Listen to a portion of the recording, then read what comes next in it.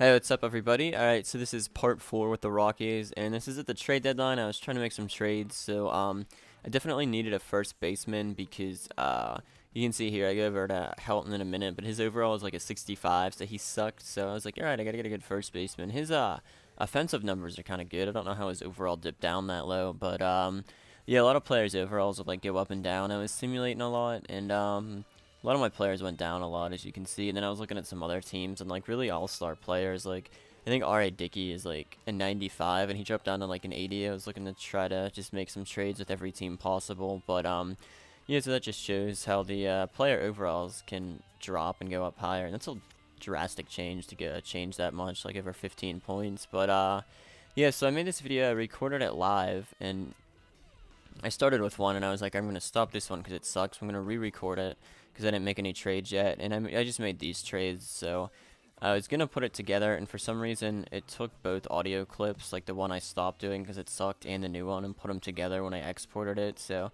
the audio is completely ruined on that video, so this is just like a edited together clip of that, but that video is kind of boring. It was 15 minutes of me going through trade screens and stuff, and I really didn't have anything to talk about, but as you can see, that trade, I think it went through, yeah. In our overall, we are like 50 and 58 at this point, so not too bad. We're, let me see whenever I go back into my schedule, but I want to say we're 5 or 6 games out of first place, so we're still within the division, and then I think we're definitely within the 2 wildcard spots, so at the very minimum, I should be able to get a wildcard spot at the end of the season. I'm probably going to simulate a lot more, and then I'll play like the end of September and stuff, and I'm hoping we can make the playoffs through a lot of simulating, so I don't have to play too many games here. And you can see I plugged Victor Martinez into my lineup, so he'll definitely help me out.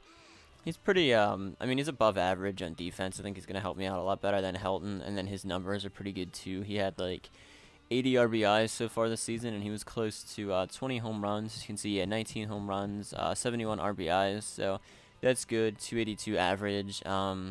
I think that's slightly better than Helton's numbers, but Helton's pretty old. I want to say he's like 36 or 37, and Martinez is in his lower 30s, so I can have him for a few more seasons. And I had to give up a pitching prospect for him, but I got a pretty good pitching prospect in return. So here I was taking out my rotation. My bullpen kind of sucks, as you can see. My closer, his ERA is way too high for a closer, and then Wilson and Brothers' ERAs are pretty high too for like setup guys. So I wanted to get another starting pitcher. I wanted to get trade Kyle Loesch because his ERA was almost at 5, and I'm paying him like $4 million a year, and I think I had him signed for 5 more years. So I was like, I'm gonna try to trade him away, and I think I ended up trying to get Barry Zito here. He had a pretty low salary. It was like under $2 million a year, so I think I try to get him in a pitching prospect for Loesch, which this will just get me off the hook for money, because you can see Loesch is, let me see once his record comes up, but he's got a 4.8 ERA, 8-8 record, 36 walks, only 59 strikeouts halfway into the season, so that's not really too good. Definitely not what I'm looking for from a ace pitcher. I had him at number 1 in my rotation, and he just really couldn't do anything, but the rest of my rotation's kind of decent. I think Braden had another high ERA, and the rest of the guys were about average ERAs, so hopefully getting Barry Zito will help me out here, because he had some pretty good numbers in this game. So the Giants will take Loesch off my hands. I get Zito and then a pitching prospect, which is pretty cool.